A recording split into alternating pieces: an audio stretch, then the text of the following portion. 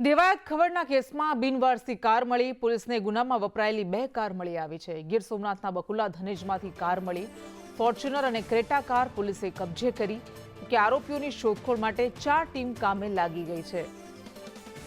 દેવાયત ખવડ કે જે વિવાદમાં ફસાયા છે, ડાયરા કલાકાર ધ્રુવરાજસિંહ નામના એક યુવાનને મારવા બદલ તેમની સામે કેસ કરવામાં આવ્યો છે. વધુ વિગત સાથે સંવાદદાતા રાકેશ પરડવા આપણી સાથે જોડાઈ ગયા છે. રાકેશ, આ કેસને લઈને શું અપડેટ?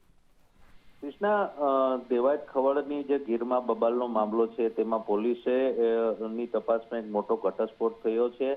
જે ગુનાના કામે જે 2 કારો વપરાતી હતી, ફોર્ચ્યુનર અને ક્રેટા, આ બંને કારો તાલાડાના બકુલા ધનેજ પાસે આવેલ પીઠાળાયના મંદિર પાસેના જંગલ વિસ્તારમાંથી બિનવારસુ મળી આવી છે.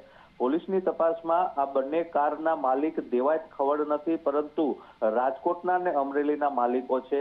આધારભૂત સૂત્રોમાંથી માહિતી જે મળી રહી છે તે મુજબ આ બંને વ્યક્તિઓ પાસેથી દેવાયત ખવડે 15 દિવસ પહેલા આ બંને કારની જરૂર હોવાનું કહીને આ કાર લીધી હોવાની એક વિગતો સામે આવી રહી છે.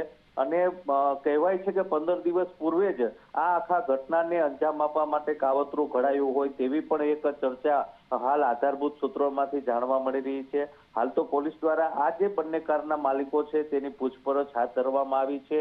આ કાર દેવાયત ખવડ પાસે કઈ રીતે પહોંચી, આ કાર બિનવારસુ રીતે તાલાડા પાસે કઈ રીતે પહોંચી, અનેક તપાસના સવાલો છે તે ચાલી રહ્યા છે. બીજી તરફ દેવાયત ખવડને પકડવા માટે એલસીબી, એસઓજી, તાલાડાની સર્વેલન્સ સ્ક્વોડ સહિત 4 થી વધુ ટીમો બનાવવામાં આવી છે. અને દેવાયત ખવડના નિવાસ સ્થાન સહિત જ્યાં જ્યાં છુપાઈ શકે છે એવા તમામ સ્થાનો પર પોલીસો હાલ દરોડા પાડી રહી છે અને દેવાયત ખવડને પકડવા માટે રાત દિવસ એક કરી રહી છે. હાલ તો આ મામલો જે પ્રમાણે તૂટ પકડ્યો છે અને જે ઘટના સામે આવી છે તેને લઈને દેવાયત ખવડના જે ચાહકો છે તેમાં પણ ક્યાંક ને ક્યાંક ઉશ્કેરાટ જોવા મળી રહ્યો છે.